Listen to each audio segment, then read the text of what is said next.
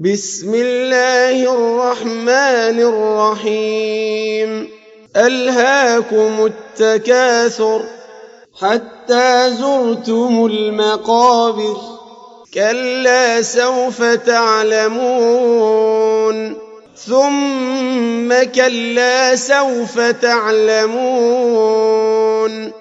كلا لو تعلمون علم اليقين لترون الجحيم ثم لترونها عين اليقين ثم لتسألن